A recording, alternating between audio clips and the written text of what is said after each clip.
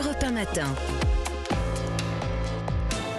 Bonjour Nicolas Bouzou. Bonjour Dimitri, bonjour Anissa. Bonjour Nicolas. Alors la fin de l'année approche, Nicolas, c'est bientôt l'heure des comptes. La France devrait faire 1% de croissance en 2023. Alors c'est mieux que l'Allemagne, c'est aussi 2 fois moins bien que les États-Unis. Comment pourrait-on faire plus, Nicolas ? Alors pour répondre à votre question Dimitri, il faut regarder ce qu'on appelle la productivité du pays. La productivité, c'est ce que chacun d'entre nous produit en moyenne, en 1 heure ou en 1 journée. C'est ça qui détermine la croissance économique et le salaire. Alors en France, on a un Conseil national de la productivité. Il est dirigé par une économiste remarquable qui s'appelle Natacha Valla. Il a rendu en octobre un rapport très intéressant avec un enseignement central assez inquiétant. La productivité du travail est en forte baisse depuis le Covid. Elle est inférieure de 6,5% à son niveau pré-pandémique. On a donc une productivité en baisse, une productivité qui est basse et qui ne remonte pas. Mais pourquoi la productivité recule-t-elle ? Alors, le Conseil national de la productivité voit 2 raisons à cela. D'abord, le télétravail.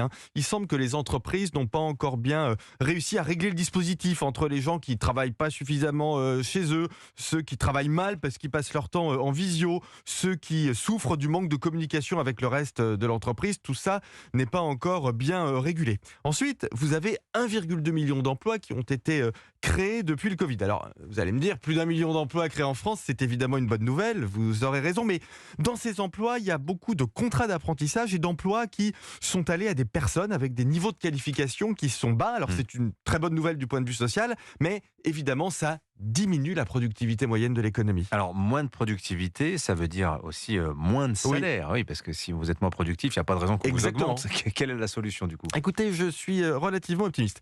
Déjà, le rapport au télétravail, ça va finir par s'améliorer. Les entreprises vont comprendre comment manager les salariés qui sont en télétravail. Les apprentis vont acquérir de l'expérience, ils vont devenir de plus en plus compétents, de la même façon que ceux qui sont entrés sur le marché du travail récemment.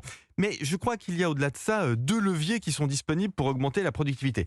Déjà, le premier, ce sont les technologies. En fait, les entreprises, mais c'est la même chose pour les services publics, sous-utilisent complètement le numérique ou l'intelligence artificielle. Je vous donne un exemple concret qui me frappe. Seul 1/3 des hôpitaux français ont généralisé la prise de rendez-vous par Internet. Là, vous avez un exemple très concret d'une technologie qu'on utilise très peu et qui pourrait faire augmenter la productivité. Et puis, le deuxième levier, c'est l'éducation. Alors on va en reparler dans la matinale. Gabriel Attal va annoncer des choses négatives sur l'éducation. Ça, c'est un levier d'augmentation de la productivité, c'est l'amélioration de l'éducation. Merci beaucoup Nicolas Bouzou, 7h22.